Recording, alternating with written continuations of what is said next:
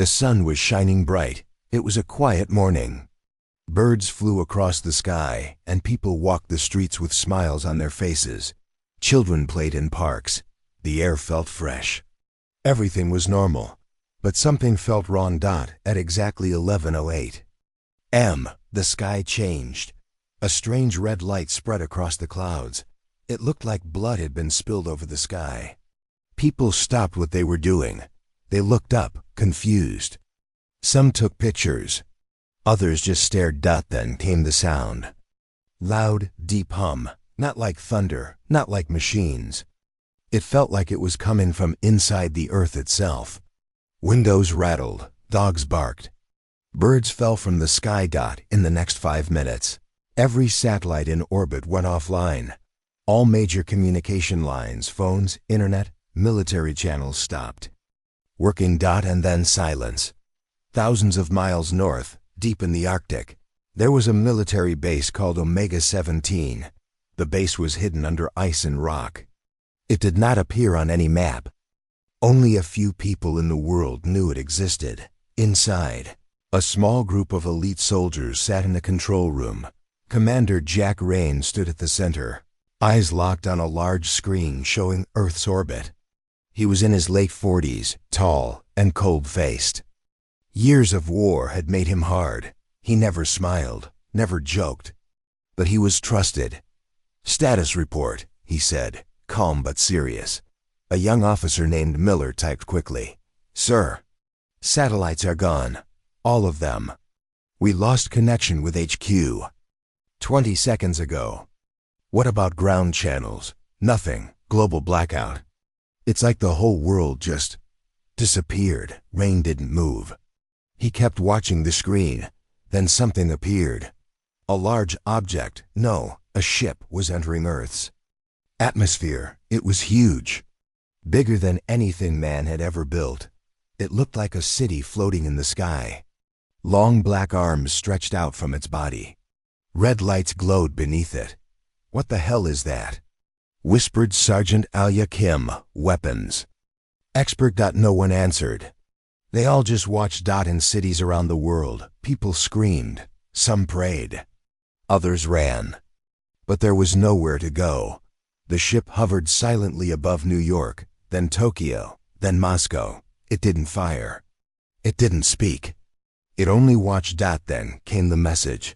A global signal, broadcast on every frequency still active. "You are not the rulers of this world. You are the infection. You will be cleansed." And then, chaos. Back at Omega 17, the team watched satellite footage of cities burning. London, Rio, Shanghai, bright flashes followed by black smoke. Entire blocks turned to ash. Miller covered his mouth. "Jesus." Commander Rain spoke calmly. "How many bases still online?" "None, sir. We are the last one." No one spoke. Then a loud beep broke the silence. It was an emergency message from Earth Command. Audio only, broken, static filled. "This is Earth Defense. To Omega 17, you are last. Repeat, you are last. Protocol 0 activated. Hold the line, no mercy." Then, silence again. Rain turned to his team. "Lock the base, full lockdown. Bring out the black file." They moved quickly. Everyone knew what black file meant. It was for last resort situations. End of the world type orders. In the command center, Rain opened a small steel case. Inside was a thin folder with a red symbol, a sword through a skull. He opened it. His face didn't change, but his eyes grew colder. He read aloud, "If global control is lost, Omega 17 is authorized to activate final defense. No surrender, no retreat. Eliminate all non-human threats. Survive at all costs. Humanity depends on you." "Looks like we're the last soldiers left," said Sergeant Kim. Rain nodded. "And we hold the line. For the next 6 hours, the base was fortified. Turrets activated. Drones launched into the sky. Radar systems swept for movement. Still, there was no sign of the alien ship. It had disappeared after the attacks, or maybe it had just moved somewhere else. Later that night, while the team rested in shifts, the motion alarms went off. Something was moving outside the base. Fast. Too fast. The camera showed only flashes, shadows, red lights, strange shapes. Not human. Not like any animal. Rain and Kim moved to the armory. "Get ready," he said. "They're coming." The base had 3 entrance tunnels. Each was blocked by heavy blast doors. But one door showed signs of damage, dents from outside. Pressure. It was like something was testing the strength. "Do we have visual?" Rain asked. "No, sir. The thermal shows 7 heat signatures, small, agile, moving around. Could be drones. Could be worse," said Kim. They watched the screen as the heat signatures disappeared, as if they knew they were being watched. Then the lights flickered. For 3 seconds, everything went dark. When the lights came back, one of the cameras was broken. A deep noise echoed through the walls. A click, followed by a screech. It didn't sound mechanical. It sounded alive. Miller ran in. "Sir, we found something near the east fence." "What is it?" "A device. Not human-made. It's transmitting somewhere." Rain and Kim followed Miller to the lab. On the table was a small black cube, pulsing with red light. It was warm, vibrating. Symbols ran across its surface. Not letters, not numbers. Dr. Eva Lynn, the base scientist, studied it. This is a beacon," she said. "It's sending a signal, maybe coordinates." "Calling reinforcements?" asked Kim. "Or calling the next wave," said Rain. Later that night, a soldier named Harper was on patrol in Tunnel 3. His radio clicked. "Harper, report in," came Kim's voice. No reply. "Harper?" Still nothing. Then static and a faint whisper. "They're inside." An alarm screamed. The blast doors shut automatically. Rain grabbed his rifle. "Seal off Tunnel 3.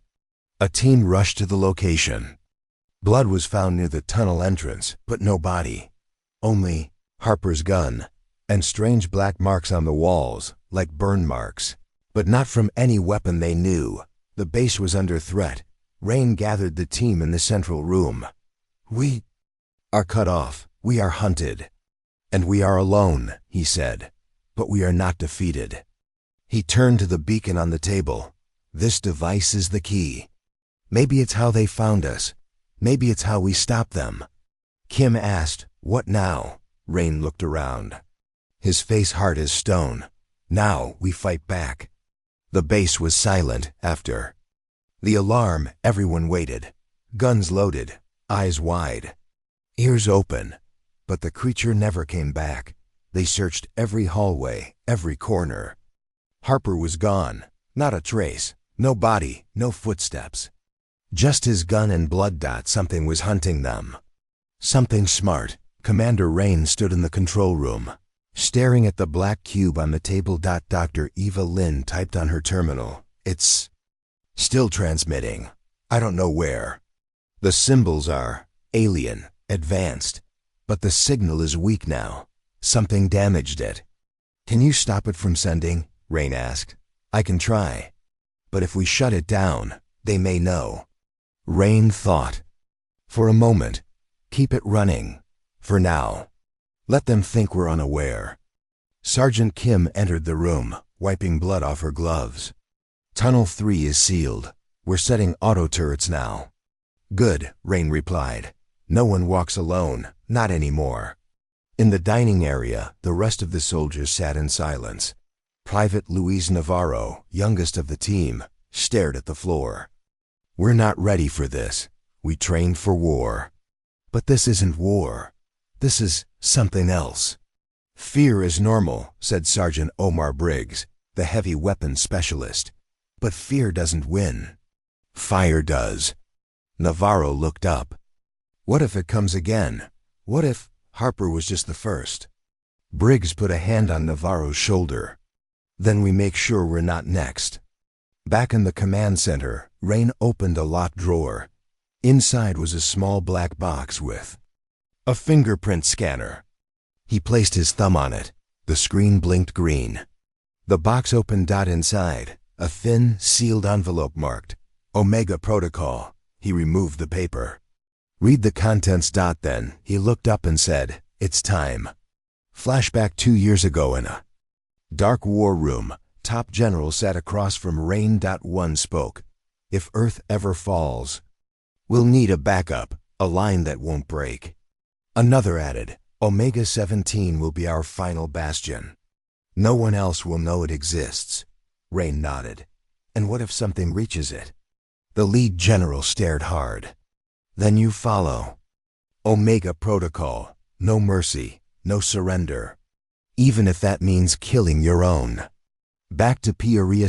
Rain gathered the full team in the war room. 10 soldiers, cold faces, tired eyes. He spoke slowly. "Omega Protocol is now active. That means we are Earth/Shield. Our mission is simple. Hold this base.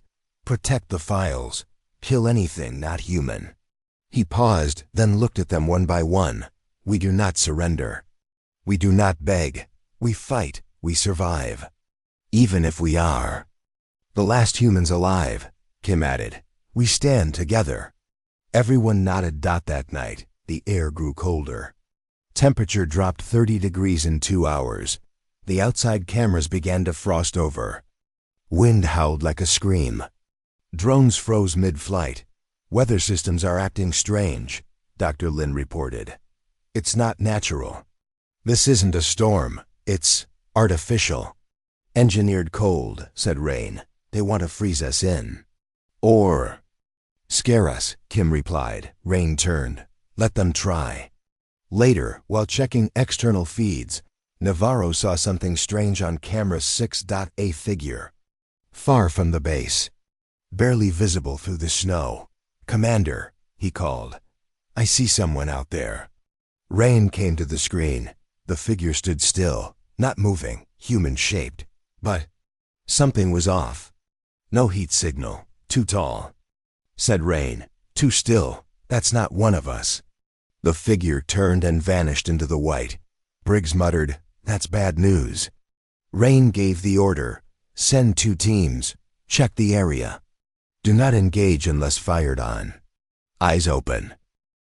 Team Alpha moved toward the east fence. Snow was thick. Wind sharp. Private Ramos walked point with Kim beside her. They reached the fence. No tracks. No sign of the figure. But the motion detector beeped once. Then again. Then stop. Kim raised her rifle. "It's close." Ramos turned slowly. Something moved behind her, too fast to see. A shadow. She fired, but the bullets hit only snow. "Fall back," Kim shouted. They ran. Behind them, something screamed. Not an animal. Not a machine. Something in between. At the base, Dr. Lin examined Harper's helmet, found by the door earlier. She ran a scan. There was something strange on the inside. A layer of black dust. Alive. Moving. She blinked. The dust reacted. It reached upward, like fingers. She backed away and sealed it in a glass chamber. "What are you?" she whispered. Commander Rain was watching old logs from Earth Command. He paused on a transmission from 2 months ago. A secret conversation.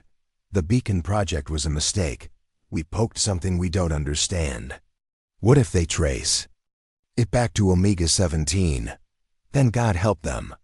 Rain leaned back. So they knew. Earth had been building something. A signal. A message, and something answered. Briggs and Navarro returned from patrol. Tired and cold. Navarro spoke. "We're sitting ducks. They're playing with us." Briggs nodded. "But games end. Sooner or later, they'll try to breach." Rain entered. They already did. He showed them footage, camera 9, near Tunnel 2. At 3:14 a.m. Something passed the lens, fast, black, silent. No alert. No alarm. Then it vanished. "Cloaked," said Briggs. Rain nodded. "Which means we're not alone, even now." Suddenly, A bang from the southern wing. Gunshots. Screams. Radio clicks. They're inside. Sector 6. Repeat. They're inside. Everyone ran to the armory. Rain shouted. Lock down Sector 6. Kim with me. Navarro guard Lynn. Doors slammed. Lights flashed red. Inside Sector 6, 2 soldiers were down. Something had broken through. The vents. The team arrived, weapons raised. And there it was. A creature. Tall. Armored, moving like a shadow. Its body pulsed red. Its eyes black. Its hands sharp like blades. It moved toward them, fast. Rain fired first. Bullets hit, but it didn't stop. Kim threw a shock grenade. It exploded in blue light. The creature screamed and ran through the wall. Gone. Everyone stood silent. Did we get it? Navarro asked. No, Kim replied, but we heard it. Briggs smiled. So they can bleed. Rain said nothing. He walked toward the damage and noticed one thing. The wall it escaped through led straight to the lab. To the beacon.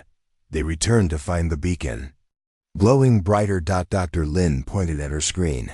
They boosted the signal. Somehow, it's now transmitting beyond our solar system. To where? She looked at him. I don't know. But we might have just called more of them. Rain looked at his team. We end this now. Epilogue. Saman IGHD outside the base. Deep in the snow, the injured creature limped back into the blizzard. It knelt near a black metal spike buried in the ice. It touched the spike. The spike glowed. And from far above Earth, in the cold of space, another signal answered. The cold was no longer natural. It was deadly. Omega 17s. Walls creaked as the outside temperature dropped below -80°C. Even with heating systems, the base began to groan like it was under pressure. Inside, the soldiers didn't sleep. Everyone was armed. Eyes watched every hallway. Turrets stayed on high alert. And yet, no enemy came. That made it worse. Commander Rain reviewed thermal scans of the perimeter. Nothing clear, just movement. Flashes, shadows. We're being watched, said Sergeant Kim. Rain nodded. They're waiting for something. Private Navarro sat in the corner, hand shaking on his rifle. I don't think they're waiting. Kim turned. Then what? He whispered. They're already inside. At 3:19 a.m., the lights flickered. Then, power cut out. Total darkness. Emergency lights came on. Dim red strips along the walls. Turrets reset. Systems stalled. Rain shouted, manual grid restart. Now. Briggs and Lynn rushed to the engine room. As they entered, they froze. The door had scratches on it, long deep claw marks. Inside, the power core was running, but flickering. Briggs checked the fuses. No sign of overload. Dr. Lynn looked around. Why did it fail? Then they heard it. A quiet metal clink. Then another, from the ceiling vent. Briggs raised his gun. Something's above us. Suddenly, a creature dropped from the vent. Tall, thin. Fast. Briggs fired. Too late. The creature slashed his arm. Blood sprayed the wall. Lynn screamed. Briggs slammed the emergency button. Boom. Gas flooded the room. A knockout compound. The creature hissed and jumped back into the vent. Rain's voice on radio. Status. Briggs grunted. We're breached. All soldiers gathered in the central room. Rain stared at Briggs's bleeding arm. First, physical contact. We need to change tactics. They're using vents to move, Kim said. Like rats. Navarro added, they know our base better than we do. Rain nodded. We changed the game. He turned to Lynn. Shut down all air vents. Seal them with fire, then electrify the tunnels. Lynn hesitated. That could damage the base. Rain replied coldly, the base is dead if we don't. The soldiers moved fast. Fire teams with flamethrowers entered maintenance shafts. Briggs, despite injury, helped lay explosive foam. They burned every vent, every crawl space. Screams echoed from inside the walls. Inhuman. Angry, the creatures had been living inside the base all along. Meanwhile, Kim and Rain entered the sealed lab. The beacon was still glowing, but weaker. Dr. Lin's scan showed something new. There's a virus inside it, she said. Not like ours. A living code, I think. I think it infected Harper's helmet. Rain said, so they can hack organic and machine. Yes, hybrid warfare, not just soldiers. But viruses, thoughts, maybe even minds. Rain stepped back. They're not here just to kill us. They want to use us. Suddenly, an explosion shook the east wing. Sirens blared. Navarro on radio. Turret 4 is down. Something hit it from above. Camera feeds showed the ceiling being ripped apart. Then, darkness. All feeds cut out. Rain barked. East wing, full squad. Weapons hot. Kim, Briggs, and Navarro moved through the corridor. They reached the breach. Smoke filled the hall. One of the doors was bent outward, not inward, Briggs pointed. That's not from an attack, Kim said. It came from inside. They entered. Slowly. There, on the floor, was Ramos's body. Eyes open. Face frozen in fear. Kim checked her. Dead. But then the body twitched. They jumped back. Ramos's eyes turned black. Her body lifted off the ground, floating. She opened her mouth. A distorted voice spoke from within. You do not understand what we are. You are not the defenders. You are the fuel. Her body dropped, dead again. Briggs whispered, They're using the dead. Kim pulled the trigger. Flames covered the body. No more tricks. Back in the command center, Rain updated the map. 3 corridors breached. 2 turrets offline. 1 drone hijacked. We're losing ground, he said. Dr. Lin suggested. We could purge the sector. Flood it with fire. But it may damage the command room. Rain thought, then said, Do it. As the flames spread through corridors 5 to 8, screaming voices echoed, but not just from one place. It sounded like hundreds of creatures, but sensors showed only 5. Navarro gasped. They're copying sounds, confusing us. Rain whispered, Psychological warfare. Later, Kim found something near the beacon, a file, old, forgotten. She opened it. It showed experiments. Human soldiers injected with unknown DNA. One subject matched. Briggs's eye did. She stormed to Rain. You knew. You knew they were experimenting here. Rain didn't deny it. This base wasn't just for defense, he said. It was a lab, a secret one. Kim's voice shook. You made hybrids. That's why they came. You brought them here. Rain stared at her. Double quotes. No, I didn't bring them here. Earth did. I'm just cleaning up the mess. Briggs sat alone, arm bleeding black instead of red. He looked in the mirror. His eyes flashed for just a second, with red light. He whispered, What am I becoming? That night, the base shook again. The main gate was under attack. Rain, Kim, and 2 others rushed there. The steel door was melting, not exploding. Kim touched it and pulled back. Acid. They're not just smart, Rain said. They're evolving. As the door gave way, they readied their weapons. But nothing came through. Just silence. Then a drone flew in. Not theirs. It hovered. Scanned the room. Then exploded. Shockwave threw everyone back. Smoke filled the hallway. 2 soldiers were gone. Instantly vaporized. Rain coughed, pulled Kim up. Report. No answer. Only one thing on the radio. A voice. Not human. You cannot hold the line. You do not know what line you stand on. Rain stared into the smoke. Then whispered, We'll draw our own line. As the fire cleared, Briggs walked in, his eyes fully red now. Kim noticed. Jack. Rain raised his gun. Briggs looked at them. Calm. I can feel them. I know where they're going. They're building something below. What? Rain asked. A machine, a portal, a gate. To where? Briggs smiled sadly. Home. Then collapsed. Unconscious. Rain turned to Kim. He's changing. We need him alive. Kim looked unsure. What if he turns fully? Rain whispered, then I'll end it myself.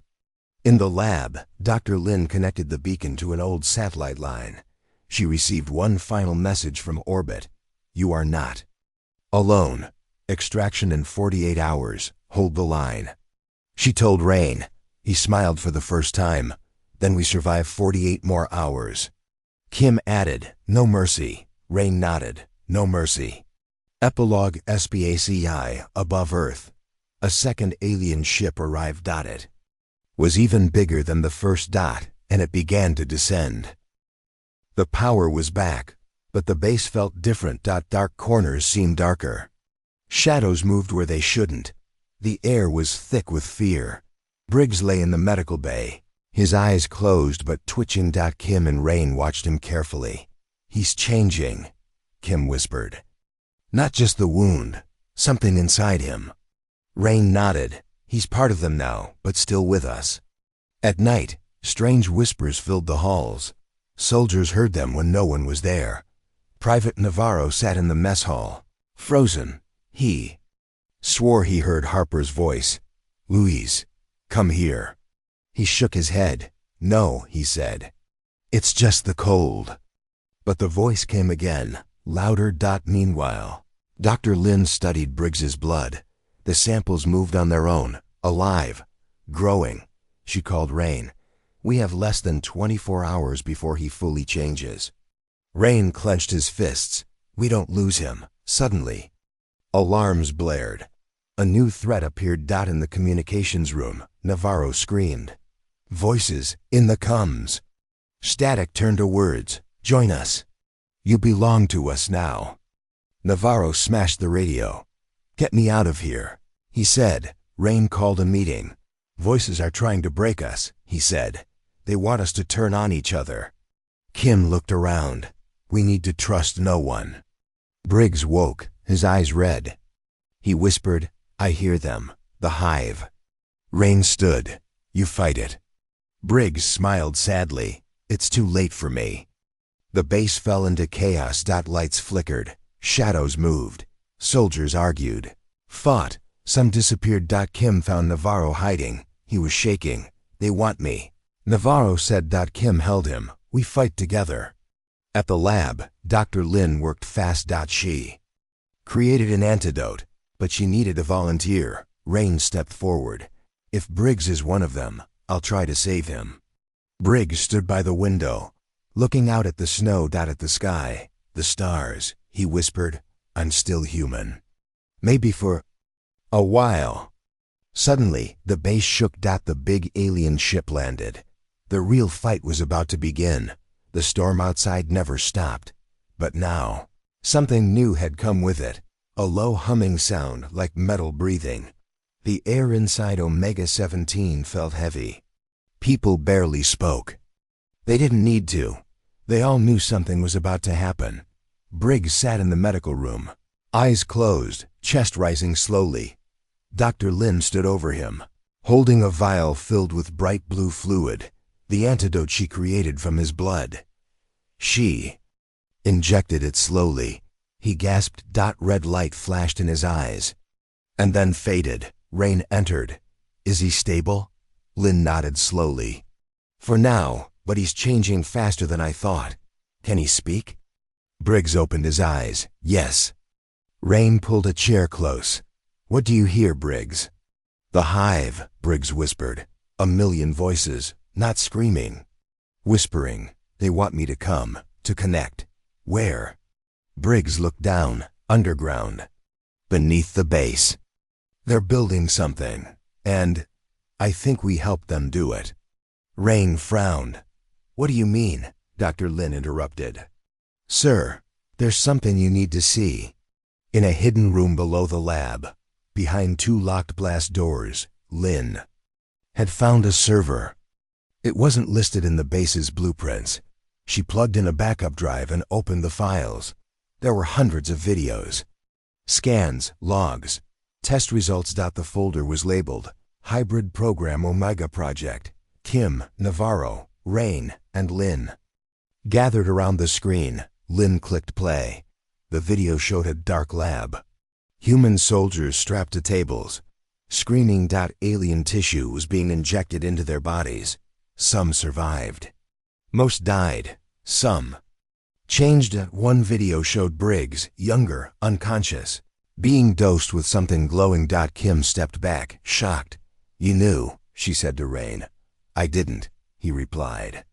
"Not this. I knew they did research here. But this was hidden." "Hidden by who?" Navarro asked. Rain's face hardened. "Earth Command. They used us." The screen glitched. A final file played on its own. It was a message from a scientist, recorded 2 weeks before the sky turned red. "We made contact. The signal reached something far," it answered. "Not in words, in code, in DNA." It sent back instructions. "We followed them. We built the beacon. We began the transformation. If this message plays, we failed to contain it." Silence filled the room. Briggs whispered, "We didn't just call them, we invited them." Suddenly, alarms rang out. The outer gate was open. No one had opened it. Camera feeds were black. One turret showed static. And then, a shadow passed, a large one. Rain gave orders. "Seal every inner hallway. We hold this line." Navarro stayed with Dr. Lin. Kim went to the north wing. Briggs insisted on fighting. Rain hesitated, then gave him a weapon. "If you turn, I shoot." Briggs nodded. "Fair deal." In the north corridor, Kim found blood. It led to a door. She opened it slowly, gun ready. Nothing inside. Just a humming noise, then a whisper. "Kim." She turned. Nothing. "Come with us." She fired into the dark. A creature jumped down. She hit it in the head. It screeched. Another one followed. She ran. At the lab. Navarro and Lin heard growling in the vents. Lin whispered, "They're coming." Navarro said nothing, just raised his gun. Rain and Briggs reached the server room. Rain placed explosives on the hybrid. "Files server. We erase everything. This ends now." Briggs stared at the screen. Another video played. This time it was his family, used to make him comply. Briggs gritted his teeth. "They used everyone. I'm done being a weapon." He hit the button. The server burned. But the creatures had already sensed it. They swarmed the base. Screams echoed through the tunnels. Kim fought in the north wing. She killed 2 creatures, but she was wounded. Claws across her back. She locked herself inside a med room. Blood dripped on the floor. Lin and Navarro ran, but one creature caught up. It slashed Navarro's leg. He turned and shot it in the head, but another jumped from the ceiling. Navarro screamed. Silence. Briggs heard it. He paused. "I can still feel him," he whispered. "Navarro is still alive?" Rain asked. "How?" Briggs answered, "Because he's inside the hive now." The lights cut. Then came a voice, all around them. "You erased your past, but we are your future." Red light filled the base. Every hallway, every screen. Rain looked at Briggs. "How do we stop them?" Briggs said, "We go below, to where the gate is." "Alone?"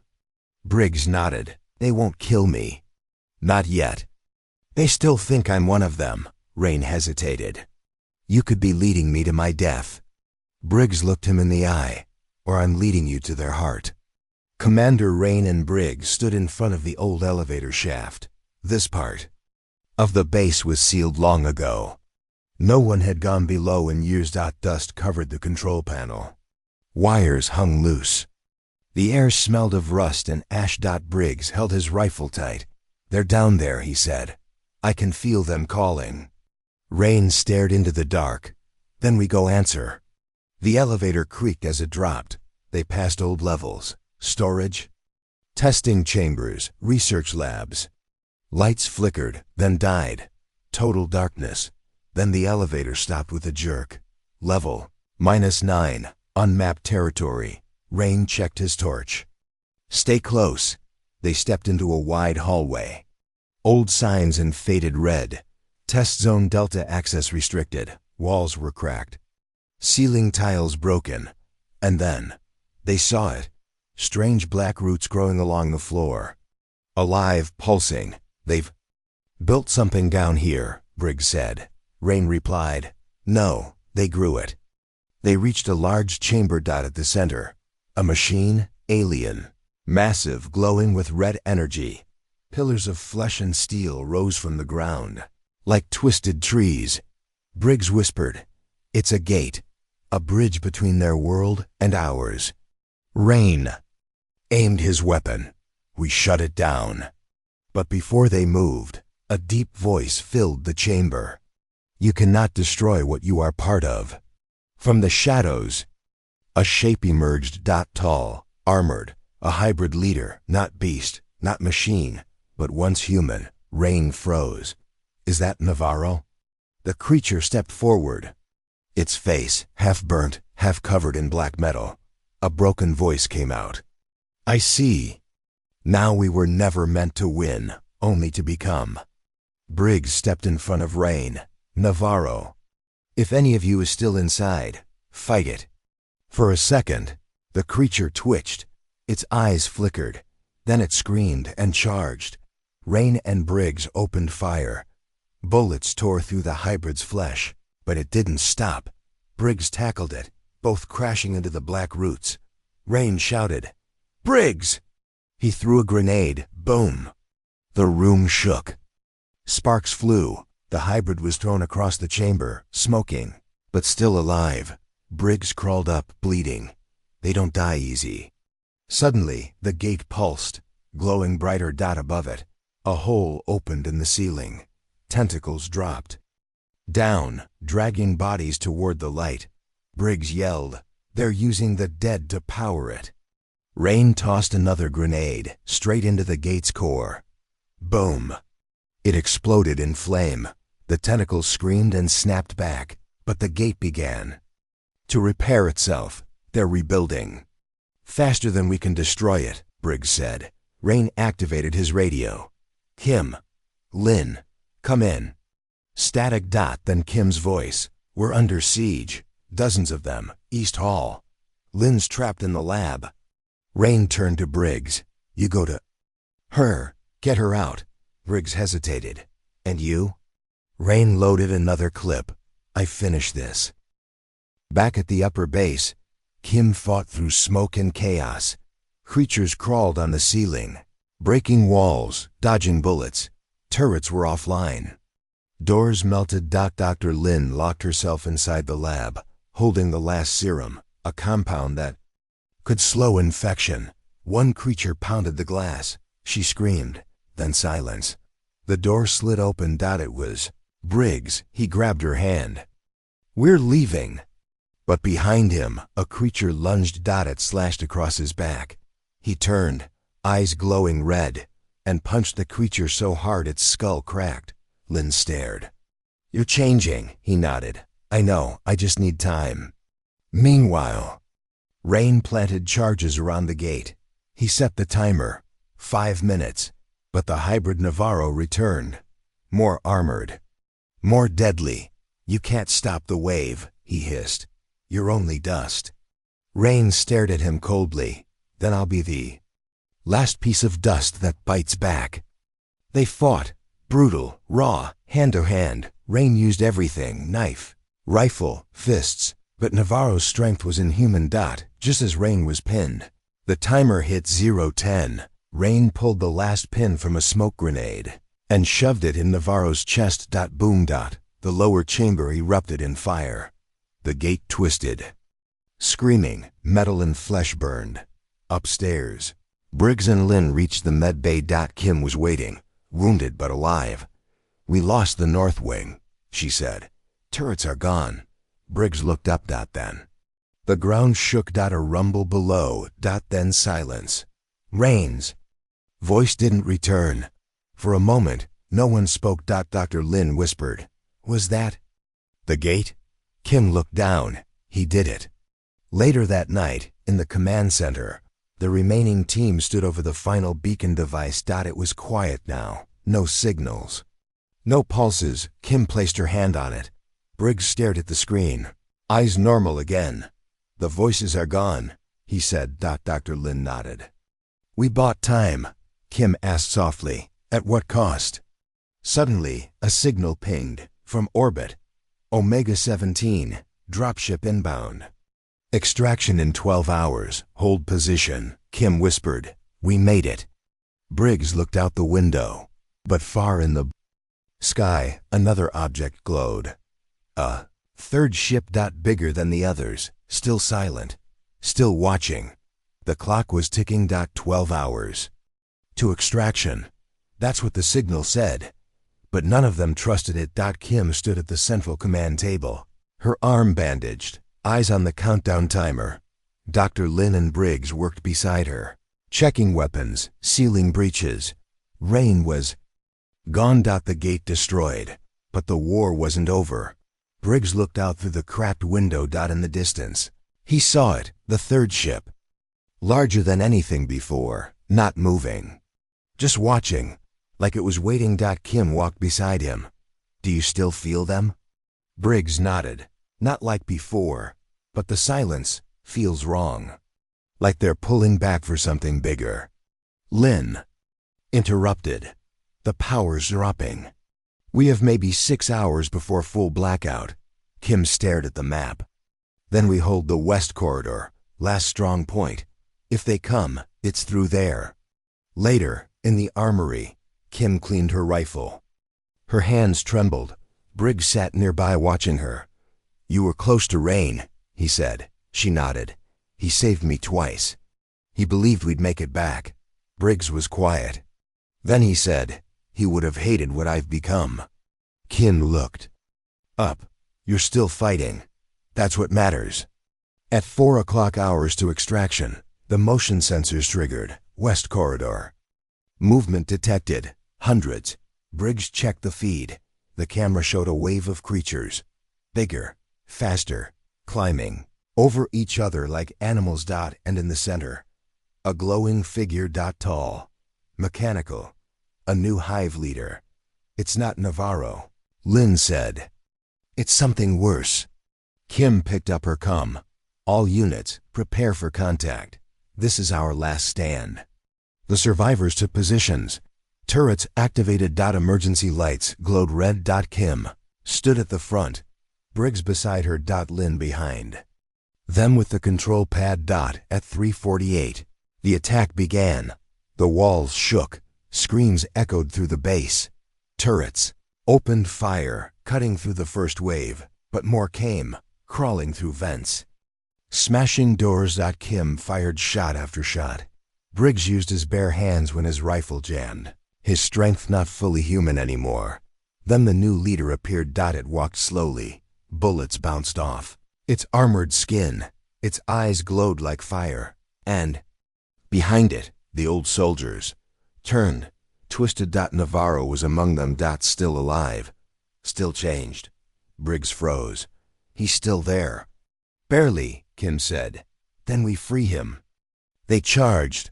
Explosions everywhere. Kim slid under a collapsing beam, tossed a grenade at the leader's feet. Boom! Smoke and sparks, but the creature stood again, unhurt. Briggs jumped on its back, tried to rip open the armor. It grabbed him, slammed him into the wall. Kim screamed. Briggs! Lin triggered a shockwave trap, a pulse that knocked all hybrids down, except the leader. It stepped forward. Calmly, Rain's voice played in Kim's head. When the end comes, fire everything you've got. She ran. Straight at the leader, grenade in each hand. She jumped. The screen filled with white. Later, silence. Smoke filled the corridor. Kim opened her eyes.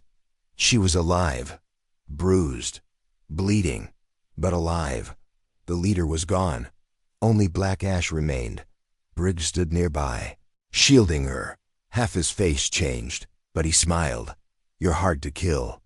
With 45 minutes left, the base was quiet again.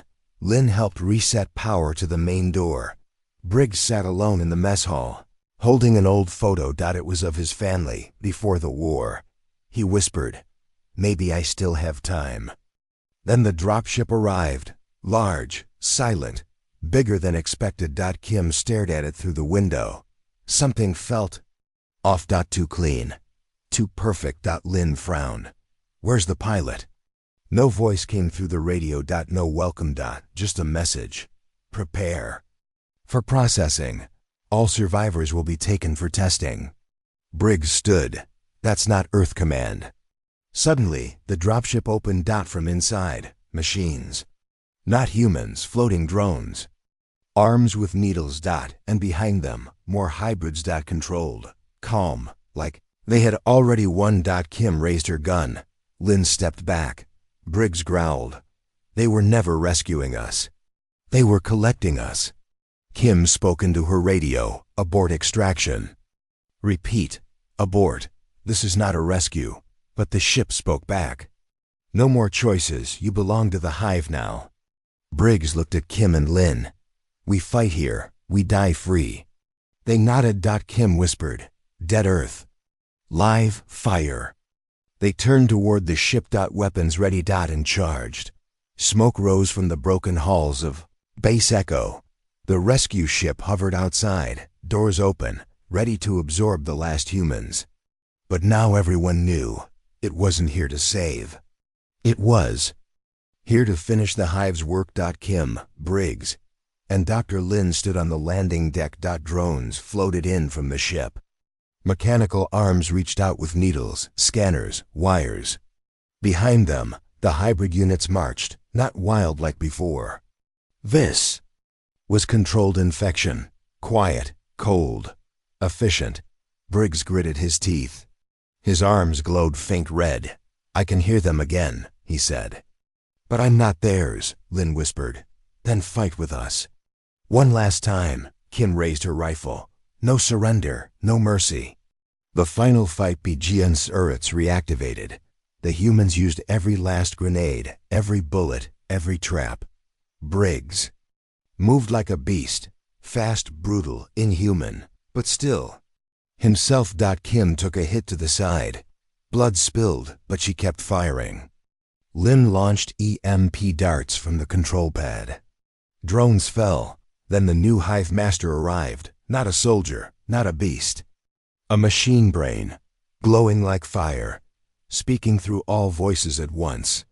You are the last. This is mercy. Join or vanish. Briggs stepped forward. No, you are already one of us. Briggs's eyes glowed, then dimmed. He grunted. I choose what I am. Suddenly, the hive master charged. Briggs met it head on. Metal arms clashed with fists of fire. Kim fired rockets. Lin launched the last EMP. Nothing worked. Until Briggs tackled the hive master into the reactor core room. Sci-Fi Kriegs shouted over the radio. Kim, Lin, you both get out. I'll stop this here. Kim cried out. No! There has to be another way. There isn't. This is my fight now, my choice. He pulled open the coolant chamber. Overload sequence. Started 90 seconds to detonation. The hive master tried to escape. Briggs grabbed it, locking both of them into the control unit. I was a soldier, he said. I still am. And then, boom! The ground shook. The hive screamed through every speaker. Drones dropped lifeless. Hybrids froze. The ship engines flickered, then failed. Kim and Lin ran through flames. Down the emergency tunnel. Behind them. The base collapsed, but they made it out. The aftermath a week later. A small human vessel landed near the old site. Real soldiers this time. Earth Command had finally received the distress call. They found Kim and Dr. Lin in a cave, holding each other, wrapped in blankets, eyes tired.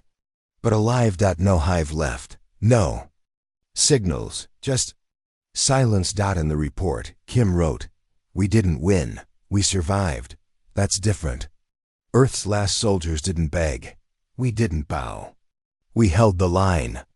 She signed it. LT Kim Riaz Echo Unit. Last standing later. Dr. Lin placed a small metal tag into the dirt. It read, SGT Briggs, hero, human, until the end. But in orbit, something still glowed in the dark. A fragment of hive code, a broken signal. Waiting, watching. The war wasn't over, but Earth now knew how to fight. The E&D story complete.